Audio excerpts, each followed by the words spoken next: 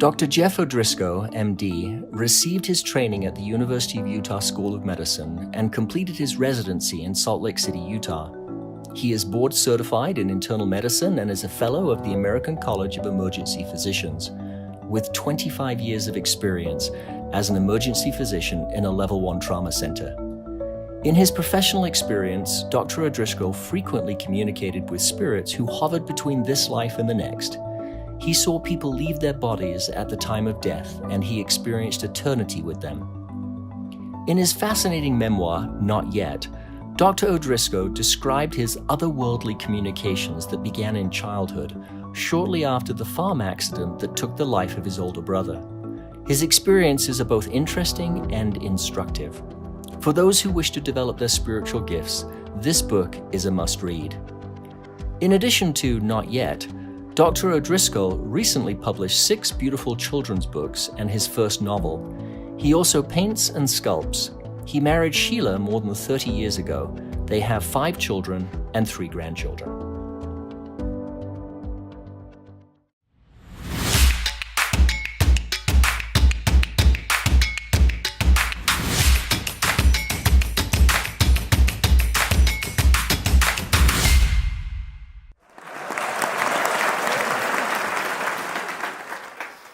Thank you for having me. Since I started hanging around with Jeff Olson, I'm better known as Dr. Jeff to distinguish between the two of us. And I'm a healer. And if that sounds like the beginning of a 12-step meeting, it's because I'm just getting accustomed to saying it. I thought some highlights from my 46-year journey might help you in yours. About 20 years ago, I walked into an emergency department like any other day to start my shift, and I sensed the presence of a spiritual being. A vibration started in my soul and spread out to my extremities. And I know that means something different to everyone, but for me it heralds a messenger. And they asked me for help. So I walked into the next room, and there was an elderly woman unconscious on a gurney and a team of medical providers trying to resuscitate her. I want to make it explicitly clear, I was not her doctor. I had no responsibility for her medical care. Somebody else was taking care of that. I just walked over to the edge of the gurney, rested my hand on her leg because touch breaks down so many barriers. And she told me that she wanted to leave and asked for my help. And why'd she ask me? Who am I? Right? But something came to me from some eternal place, and I told her silently my thoughts that if she thought it was the right time to go, if she felt it was okay, then I thought it was probably all right. And she rose up out of her body and stood in the air above the gurney, and the profound peace that enveloped her settled upon the commotion in the room, and no one was aware of it except me, and it took me to an eternal place for a time. And then she thanked me, and she left. Gifts are gifts, but if you want to have spiritual gifts, be willing to help. I don't know what I did, if anything, to help her that day, but I was willing. I didn't talk about my gifts for 25 years.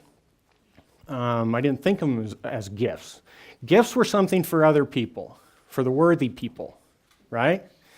That's not the way I viewed myself.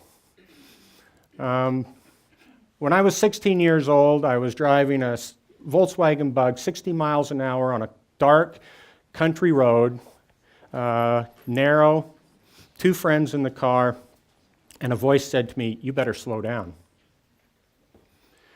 And for some reason, I listened. I hit the brakes, I went around the corner, I met a pair of headlights that belonged to a Cadillac. There was all kinds of damage, but no one was hurt. I think if I hadn't listened to the voice that night, I'd be dead. And I wondered about that. Some people told me that voice was divine, and maybe it was, but as I was a teenager, and by the way, our previous speaker, Rachel, described her father, he was my football coach. I might have listened to him, probably not. I wouldn't listen to my parents. I don't think I would have listened to God. But there was something about that voice that gripped me, and I listened. And I think it was my brother. My older brother, Stan, was a few years older than me. I believed almost everything he said. One day when I was 10 years old, he tried to tell me about sex. And I shook my head, and I offered him a disgusted look, and I said, "No way." And he said, "Yeah." And so we didn't talk about sex anymore. And about a year later, he died in a farm accident. He tipped the tractor over. I think it was him speaking to me that night, because I would have listened to him.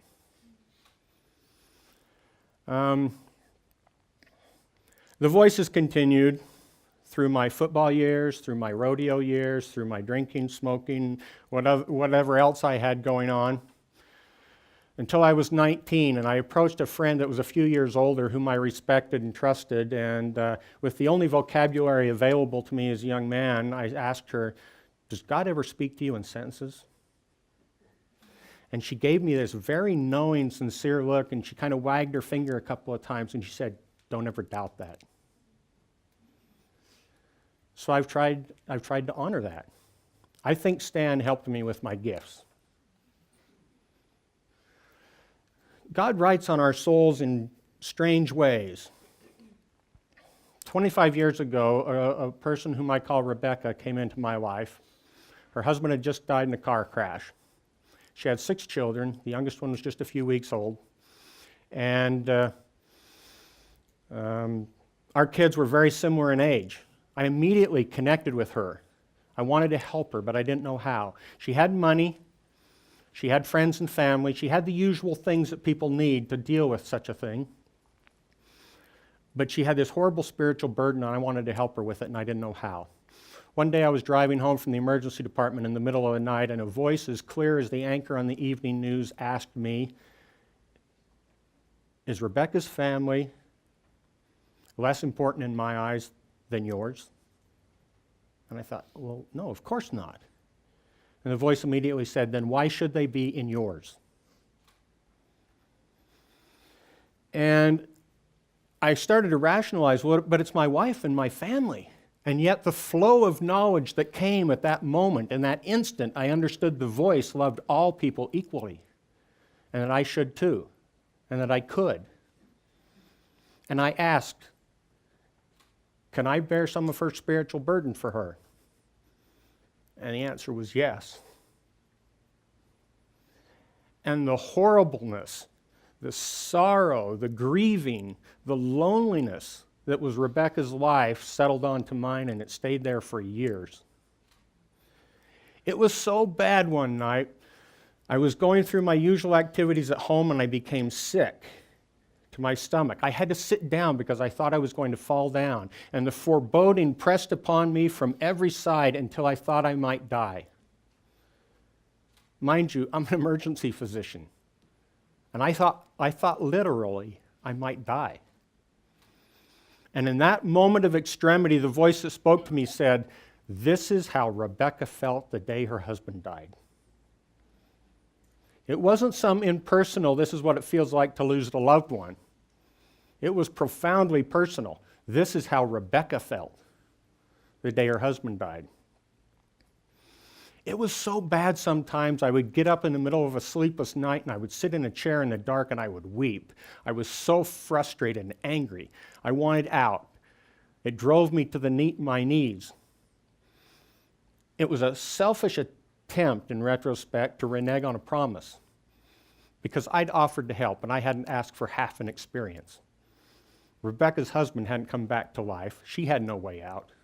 The voice said, "Not yet." And I wept.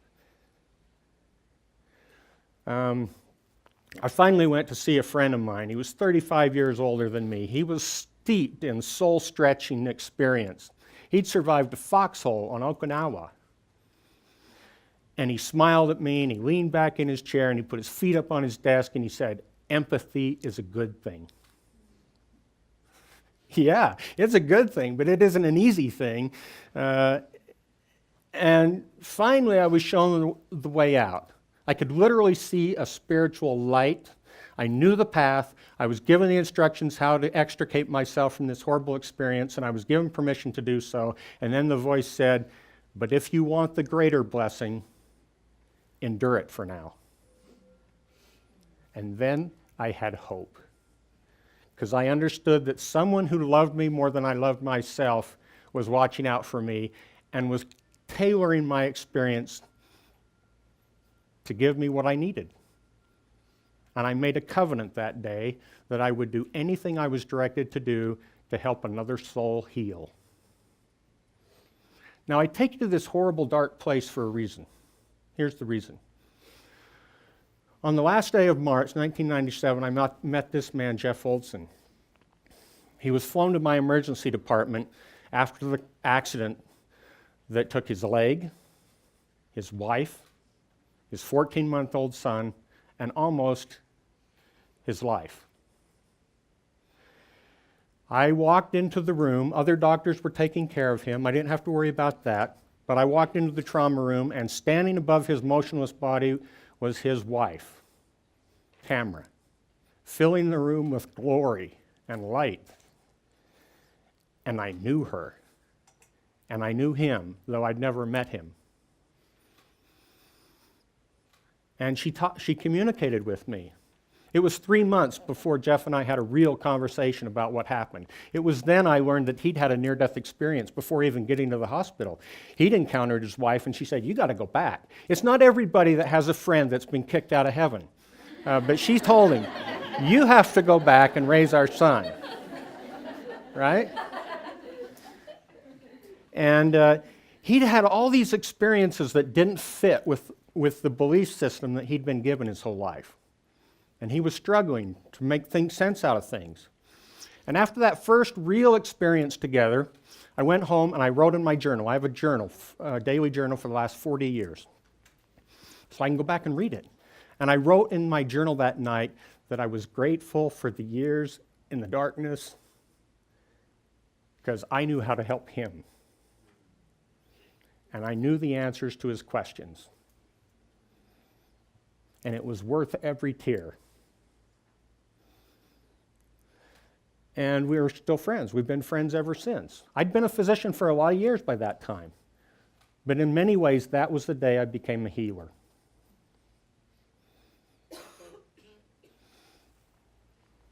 Now I help people find their answers. You know, we're good at what we do often. Just ask my wife. She came to me one time, she said, "How can you be so critical and judgmental?" I said, "Hey, it's a gift. I'm good at it. I do it every day."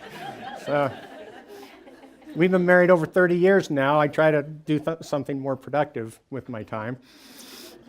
This is my front lawn where I grew up, the view from my parents' front lawn. That's my stand tree. That was planted the day the summer he died.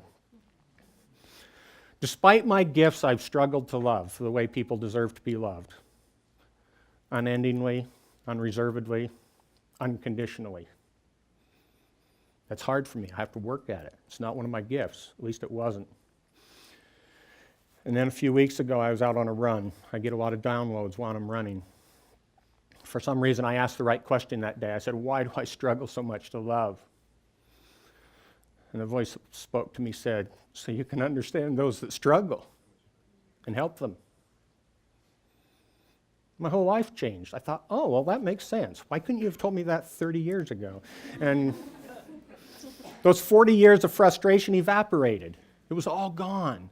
If there was any resentment, it was gone instantly.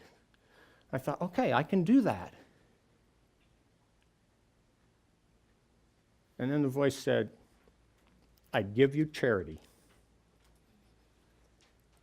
It's a gift. You can't earn it.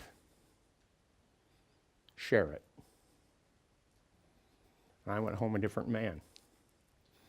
And the next morning, that same tutor came back to me, and he said what I shared with you earlier today. Every experience is to enable you to help someone else. See, I thought experiences were about personal growth, and then you could go help somebody. He said, no, no, no, no, no. The primary reason for any experience is to enable you to help somebody else. You get the secondary benefit of personal growth. And that may not apply to anybody but me, but that's what he said to me that day. A friend told me a few days later, I was talking with a friend of mine, he said, I think you're a healer. I said, no. I can help souls heal. I can help them heal their bodies. Now I'm starting to realize, help them heal their souls. But there's only one healer. And he looked at me and he said, I disagree. You're a healer. And I think you should ask for permission to use that word.